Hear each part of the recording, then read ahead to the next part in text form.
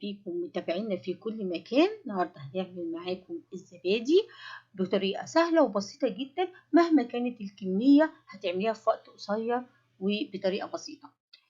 بسم الله الرحمن الرحيم. هتجيبي اللبن تغليه وتسيبيه يبرد لغاية ما يبقى دافي، ما يبردش قوي ولا يكون سخن، يكون دافي.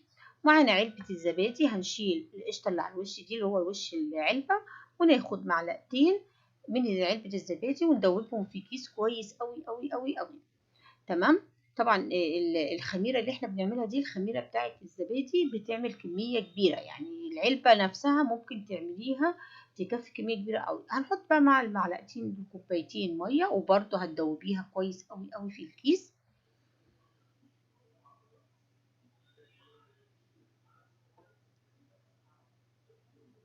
اركنيهم بقى على جنب. ومعانا اللبن خلاص برد بس يكون دافي زي ما قلت لكم. هتشيلوا اللي بيعمل قشرة طبعا على الوش كده فتشيليها، وبعدين تعبي الكوبايات اللي هتعمليها زبادي. عبي الكوبايات كلها، وبعدين هنفتح الكيس فتحة بسيطة، وبعدين ننزل بقى في كل كوباية زي ما انتوا شايفين كده. هننزل الخميرة بتاعتنا في كل كوباية. الكمية اللي احنا عملناها دي يا جماعة بتاخد، بتعمل كوبايات كتير. يعني كوباية الزبادي نفسها بالطريقة بتاعتنا دي لما تحطي عليها المية بتعمل حوالي 50 كوباية زبادي. هنشيل بقى باقي الكيس، اربطيه وشيلي بقيته في التلاجة. وقت ما تحتاجي تعملي تاني هتلاقيه وتعملي بيه تاني.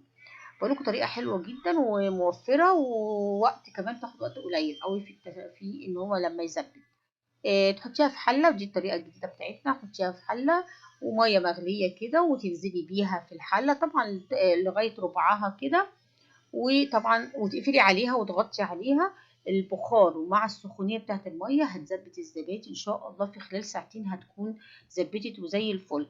طبعا لو في الشتاء المية ممكن في خلال نص ساعة تكون بردت، تروحي حاطة تاني مية سخنة وتغطي عليها تاني.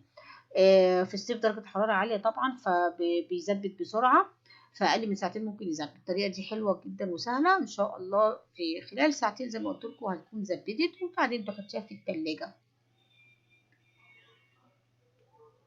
بتحطيها في التلاجة علشان نوقف بقى نشاط الخميرة، لأن طول ما هي الخميرة في الجو الحار بتفضل شغالة، فاحنا بنوقف بقى نشاط الخميرة علشان ما تعملش مية وتفسد الزبادي. طبعا شايفين الزبادي ناعمة ازاي وزي الفل.